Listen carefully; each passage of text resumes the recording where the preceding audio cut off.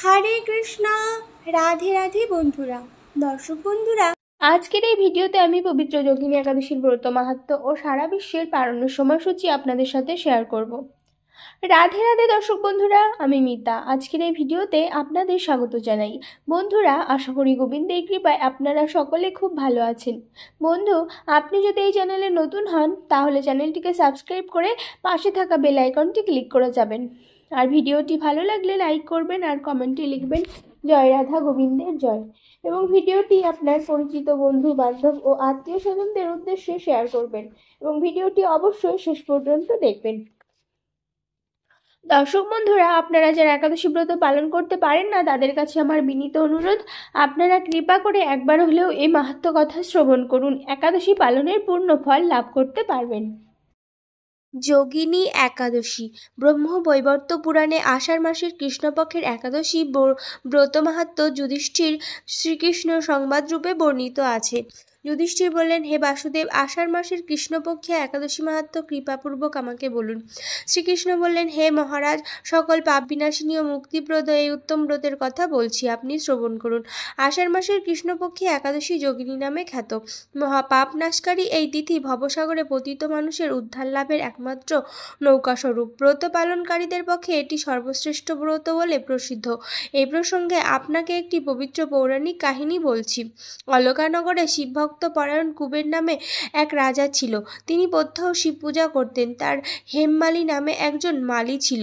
প্রতিদিন শিব পূজার জন্য মানস সরোবর থেকে সে ফুল তুলে যক্ষরাজ কুবেরকে দিত। বিশালাক্ষী নামে হেমমালীর এক পরমা রূপবতী পত্নী ছিল। সে তার সুন্দরী পত্নীর প্রতি অত্যন্ত আসক্ত ছিল। একদিন সে তার স্ত্রীর প্রতি কামাসক্ত হয়ে পড়ল। রাজভবনে যাওয়ার কথাও ভুলে গেল।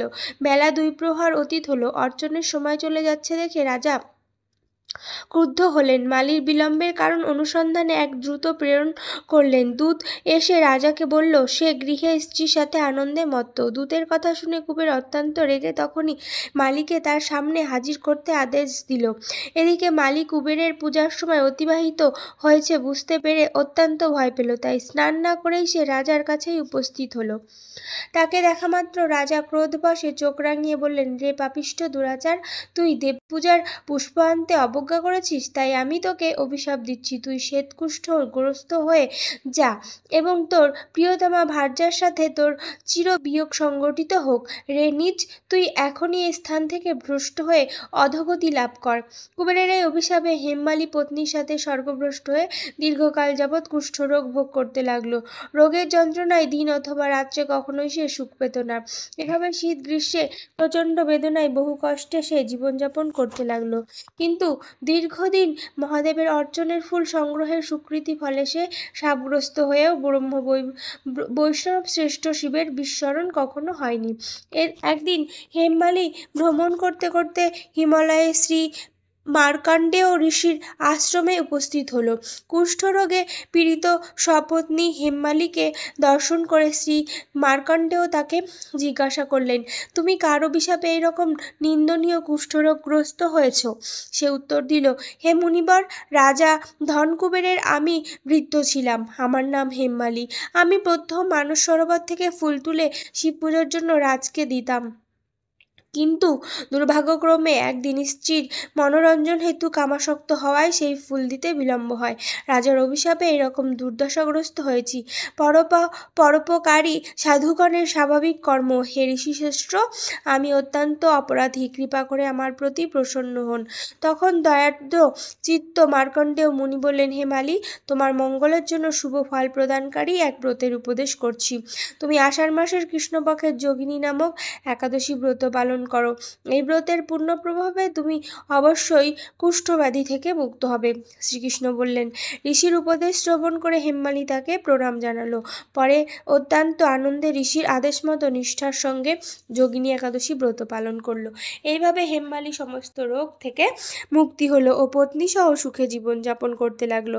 হে মহারাজ যুধিষ্ঠির, আমি আপনার কাছে এই ব্রত উপবাসের মহিমা কীর্তন করলাম। এই ব্রত পালনের 88,000 ব্রাহ্মণকে ভোজন করানোর ফল লাভ হয়। যে ব্যক্তি এই মহাপাপ বিনাশকারী ও পুণ্যফল প্রদায়ী যোগিনী একাদশীর কথা পাঠ এবং শ্রবণ করে সে অচিরেই সর্বপাপ থেকে মুক্ত হবে। এবার জেনে নেব পালনের সময়সূচি। প্রথমে স্থান, মাঝে তারিখ এবং শেষে সময়।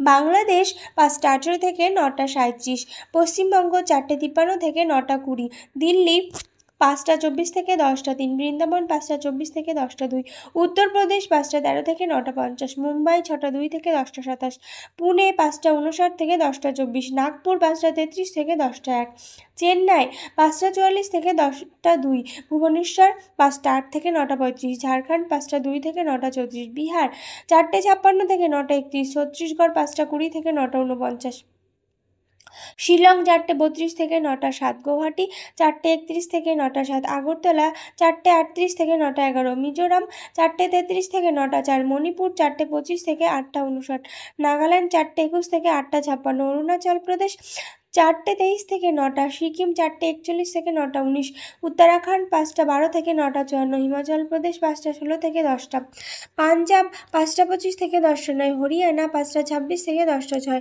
রাজস্থান 5:42 থেকে 10:18, গুজরাট 5:58 থেকে 10:29, মধ্যপ্রদেশ 5:30 থেকে 10:02, হায়দ্রাবাদ 5:43 থেকে 10:06, বিশাখাপত্তনম 5:23 থেকে 9:47, গোয়া 6:04 থেকে 10:25, ব্যাঙ্গালোর 5:55 থেকে 10:12, কেরালা 6:04 থেকে 10:18, জম্মু 5:23 থেকে 10:09, আন্দামান নিকোবর 4:57 থেকে 9:13, নেপাল 5:09 থেকে 9:47, ভুটান 5:07 থেকে 9:44, শ্রীলঙ্কা 5:57 থেকে 10:07, মালদ্বীপ 5:57 থেকে 10:04, মায়ানমার 5:27 থেকে 9:54, পাকিস্তান 4:58 থেকে 9:46, মালয়েশিয়া 7:06 থেকে 11:12, সিঙ্গাপুর 7টা থেকে 11:04, ইন্দোনেশিয়া 6:01 থেকে 9:57, ব্রুনেই 6:10 থেকে 10:18, থাইল্যান্ড 5:52 থেকে 10:10, কম্বোডিয়া 5:38 থেকে 9:54, ভিয়েতনাম 5:16 থেকে 9:44, ফিলিপাইন